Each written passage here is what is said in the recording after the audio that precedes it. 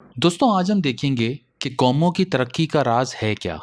वो कौन से असूल हैं जिनकी बिना पे कौमें सुपर पावर बनती हैं।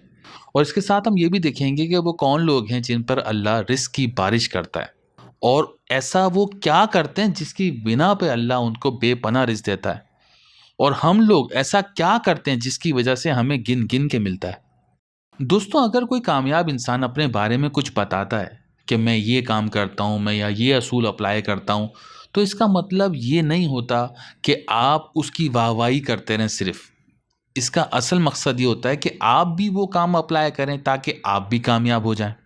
ऐसे ही अल्लाह ताला अपनी ज़ात को हमारी ज़ात के आगे एज ए बेंच मार्क रखता है, क्योंकि इंसानों को भी अल्लाह ने ज़ात अता की है, खुद ही अता की है। इसको अंग्रेज़ कैरेक्टर या सेल्फ या ईगो जो भी कह लें आप, कुरान इसको रूह खुदाबंदी कहता है।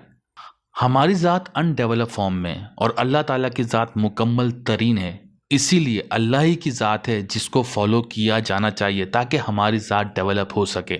क्योंकि हमारी ज़ात या खुद ही रूह खुदाबंदी है, इसलिए इसकी खुराक है सिफ़ात खुदाबंदी।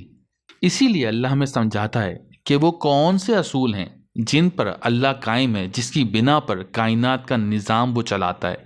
ये असूल हमने अडॉप्ट करने ताकि ज़मीन का निज़ाम हम वैसे ही चलाएं जैसे अल्लाह कायनात का निज़ाम चलाता है, क्योंकि ज़मीन का खलीफा अल्लाह ने हमें बनाया।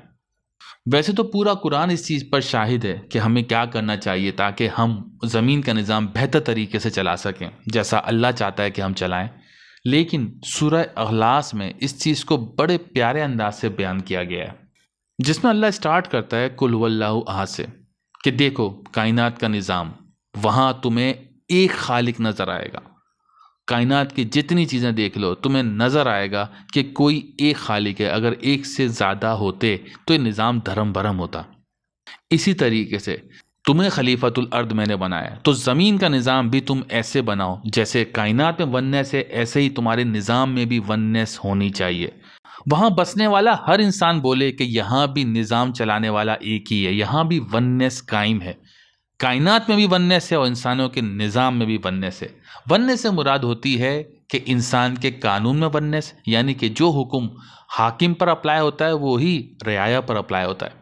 इसका दूसरा पर्सपेक्टिव होता है इकोनॉमिकल वननेस, यानी कि लोगों की कमाई की सलाहियत में वननेस आना। ऐसा नहीं कि एक इंसान पैदा होते ही अरबपति बन जाए और एक इंसान मेहनत कर करके मर जाए लेकिन उसका 2 वक्त का खाना पूरा ना हो सके।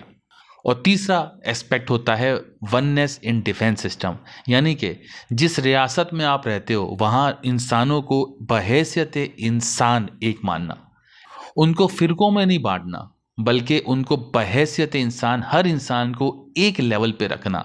अरबी को अजमई पे, गोरे को काले पर, किसी को किसी पे कोई बढ़तरी हासिल ना हो, सिर्फ इंसान की हैसियत से सबको देखा जाए।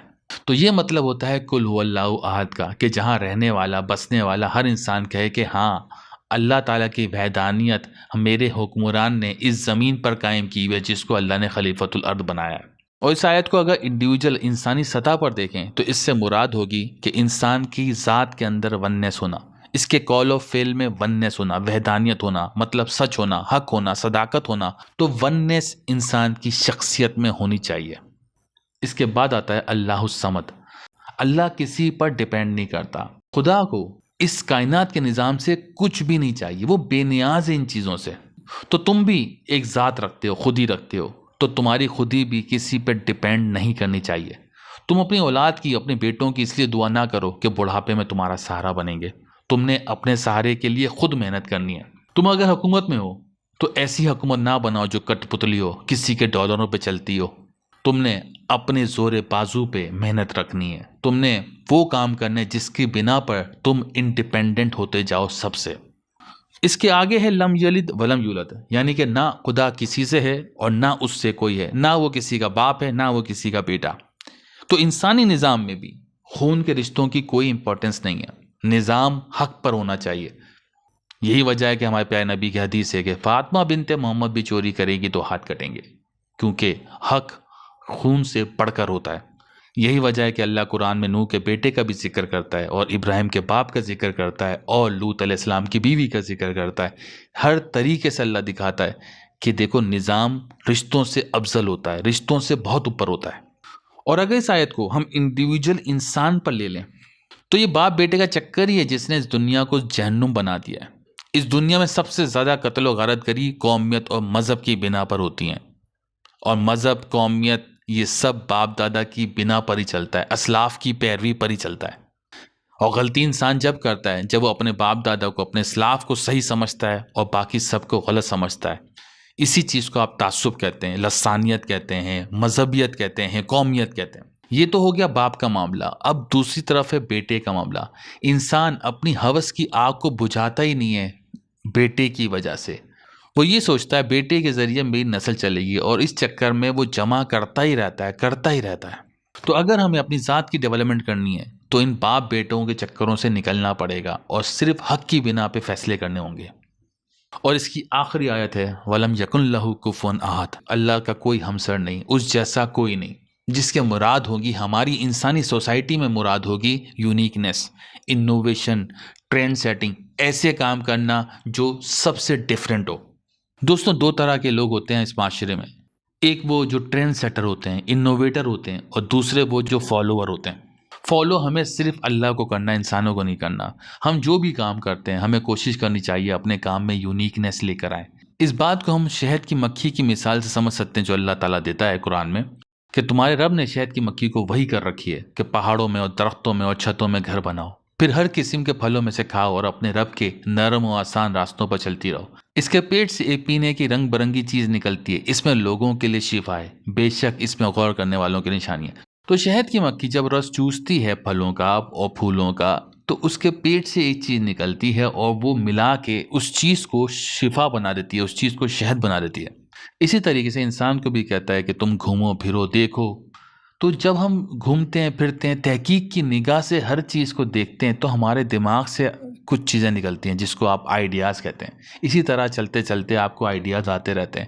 آپ تحقیق کی نظر سے پوری دنیا کو دیکھیں تو آپ کے دماغ میں آئیڈیاز آنا شروع ہو جائیں گے، اور ان آئیڈیاز کی بیس پر آپ کی یونیکنیس آنا شروع ہو جائے گی۔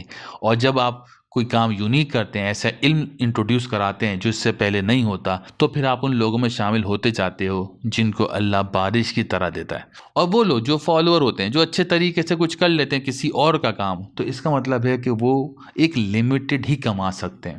لیکن جو لوگ انوویشن کرتے ہیں، یونیکنیس لے کر آتے ہیں، ٹرینڈ سیٹر ہوتے ہیں، وہ اللہ تعالیٰ کی بنائی ہوئی اس کائنات میں کھوجتے رہتے ہیں چیزیں، اور اس طریقے سے رزق کے نئے نئے سبب اسباب بنتے جاتے ہیں، نکلتے جاتے ہیں، اور اس طریقے سے ان پر رزق کی بارش ہوتے رہتی ہے۔ یہ تھا آج کا ہمارا ویلاگ۔ اگر اس کو آپ پسند کرتے ہیں تو اس چینل کو سبسکرائب کریں، کوئی سوال ہے تو کمنٹ کریں، اور اگر یہ ویڈیو پسند آئی تو دوستوں سے شیئر کریں۔ شکریہ۔